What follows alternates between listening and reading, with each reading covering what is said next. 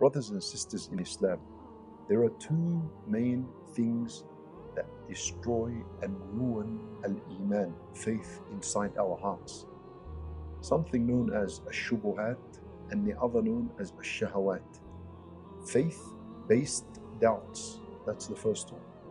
And evil temptation and desire is the second one. These damage and destroy al-Iman. Faith-based doubts, such as a person doubting the existence of Allah, the mercy of Allah, the presence of Allah, the ability of Allah, doubting the angels, the shayateen, doubting the hellfire, the paradise, and so on. These type of doubts, the way we cure them is with knowledge, beneficial knowledge. Beneficial knowledge cures and protects a person from falling into faith-based doubts. And the knowledge we're talking about is beneficial knowledge from the Quran and Sunnah. And that is the miraculous aspect of the Quran. The miraculous aspect of the Quran is that the one who reads the Quran, seeking knowledge from the Quran with an open, sincere, honest heart, Allah Azza wa Jal will grant him certainty, in his heart, and will get rid of the doubt that is in his heart.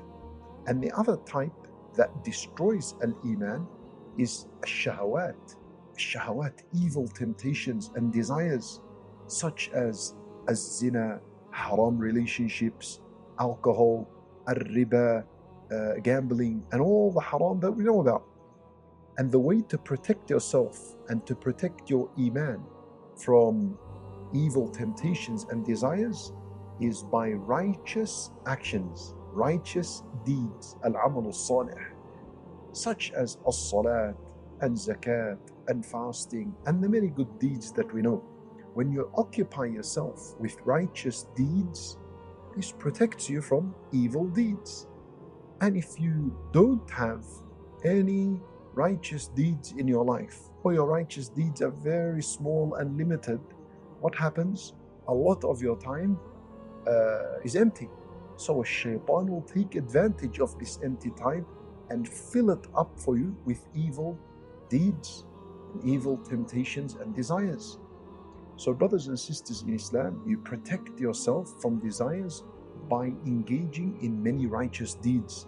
Read the Quran, memorize Quran, pray in times where it is permissible to pray, fast, give a sadaqah, and continue to do so to protect yourself from falling into evil temptations and desires.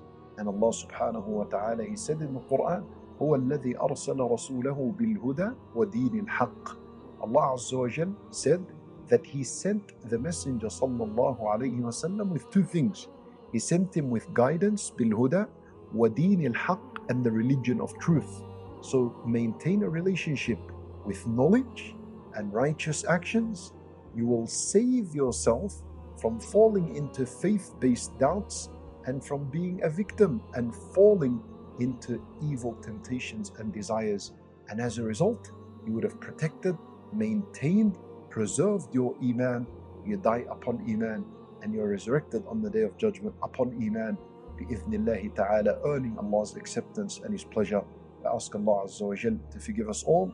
We ask Him subhanahu wa ta'ala to enable us to continuously repent from our evil deeds and our evil actions. For indeed, repenting and seeking Allah Azza wa Jal's forgiveness is one of the greatest righteous deeds you should do if you fell into a sin or an evil temptation and desire.